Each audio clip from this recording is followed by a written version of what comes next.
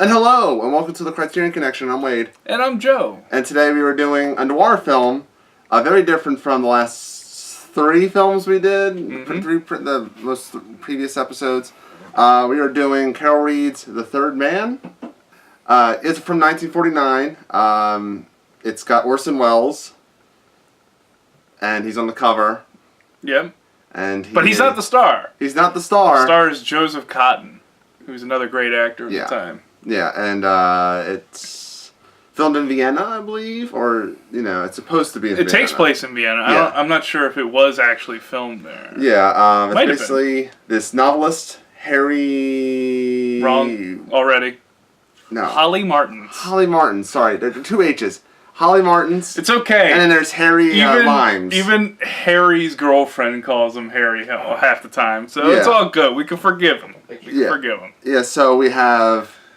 So Holly Martins is a novelist who... A pulp novelist. Yeah, he's a pulp novelist who doesn't have any more money, and Harry, his buddy from school, has offered him a job and flew him over to Austria, only to find out that as soon as he gets there, Harry has been dead. He died in an accident right before he got there. Yeah, a car accident. Yeah, he got hit by a car.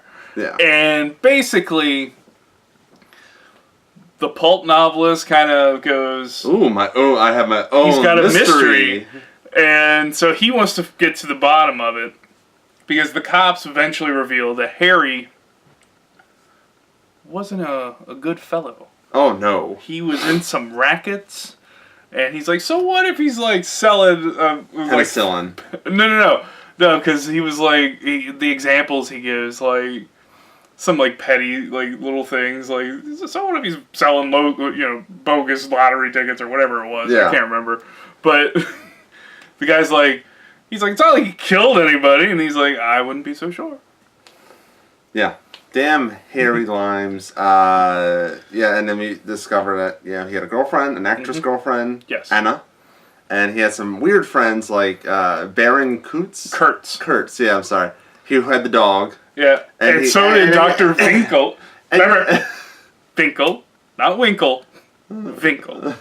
So he has the dog, and he has a menacing smile. Like, he's no good. Right. Doesn't really. I mean, he isn't any good, but like he's still one of Harry's guys. He's one of the boys. Yeah. And then. Well, this is a really. It's not a by-the-numbers noir movie? It starts out like the intro, like the beginning of the movie has this narrator that's not a traditional narrator. Yeah, that's weird. That's very weird, and it has that really happy music in the beginning, and you're like, what? I know there's some like controversy about like the beginning and what stuff got cut out for the American version. So, yeah, the narrator had a little too much personality. The narrator was a little... I don't know if it was Carol Reed or Joseph Cotten. But, I don't know, it was kind of weird. It kind of set you up, but, like I said, this is not a by-the-numbers noir movie. No. There isn't, like, your quote-unquote femme fatale. There's twists and turns in the story. There is. But they're very kind of natural twists. And it's not like... The only noir part is, like, the end. And it's not quite, like... they play it as as much as Holly does. And all you have is like suspicion, but you don't have any clear-cut information. You're getting the information as he's getting it. Yeah. And so like, the doorman for the house that Harry stays at, like he's like, but there was 3 guys. And then so Holly goes around asking everybody, what about the 3rd guy? And they're like, what are you talking about? You got bad information. And it's just that kind of misdirection, and it really plays with the audience and your main character. Yeah. And what I think is really interesting is he dives into the mystery on behalf of his buddy. Yeah. Because he wants to clear his name, and for all those who haven't seen it. I mean, if you look, this is going to be a spoiler. If you look at the cover art or anything, you go on the Criterion channel, you'll see like the art and stuff like that, and you see Orson Welles, but you're just like, it kind of spoils it for you that I disagree, but anyway. He is not dead. Not only is Harry Lime not dead, but he's also very guilty. He's very much a piece of crap. Yeah, and so you have your main character having this kind of moral tug of war. Like, does he continue to go after his buddy and try and set him up to get arrested on principle? Like, on, his own moral compass? He's also getting a job offer, too. Does he turn his back and leave? Does he take, does he do the job for Harry once he meets up with him? Yeah. And there's so many really cool shots. There's the Ferris wheel. There's the whole last sewer chase for, what was it, like 15 minutes? Yeah. And also you have to deal with I guess the femme fatale in this. She's not really a femme fatale. Not really. Yeah. But I guess if you would have to consider, like, you have to check the box, she'd be it, I guess. Because she's also getting played. Yeah, she's also like, I don't want to turn him in. I don't. Yeah. Yeah, she's kind of. Yeah, so she is. She's your de facto femme fatale. Yeah.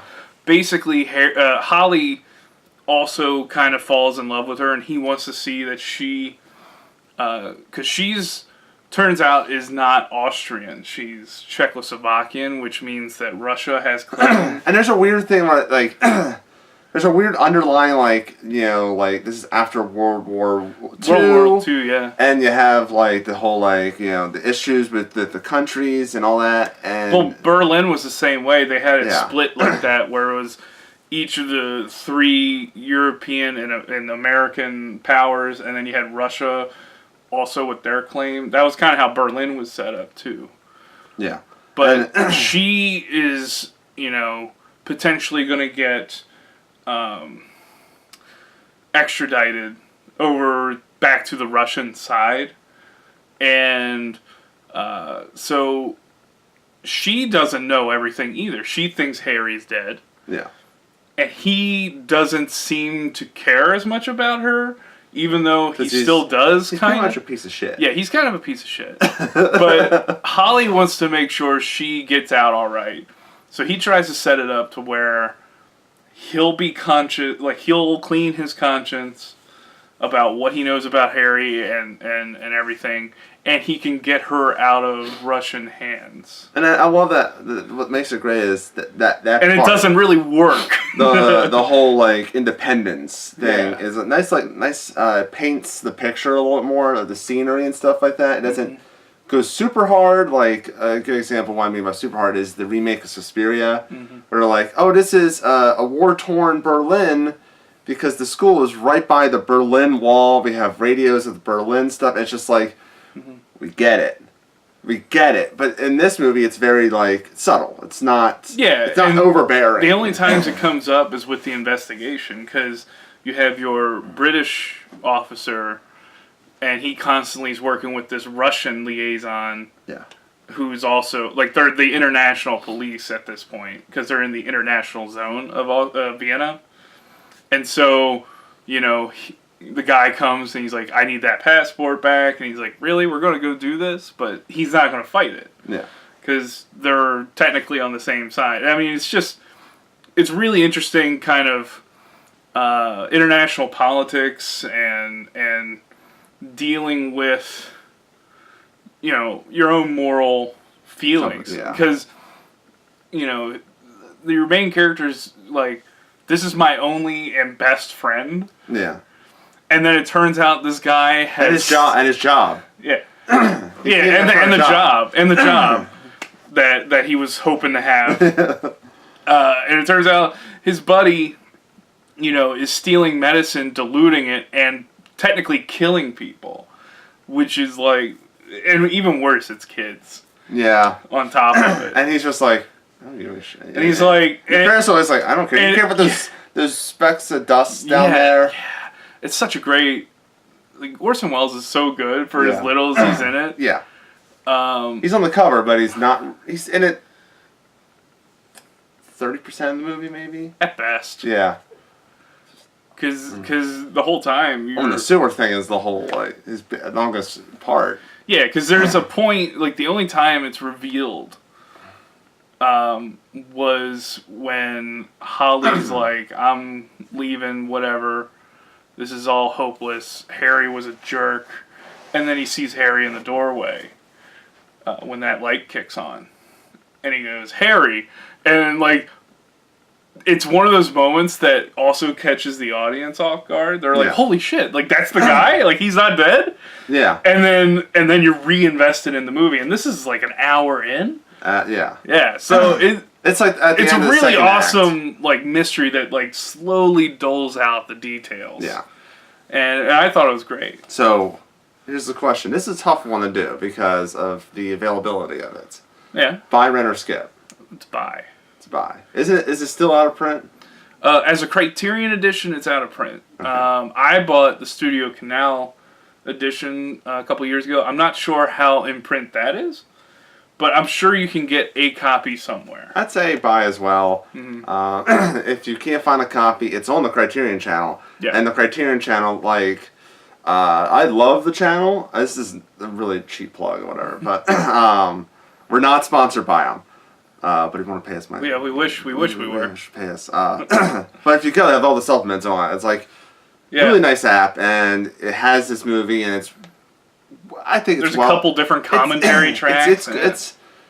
It's pretty well restored. Like it's like they might have touched it up for the app. It looked pretty good.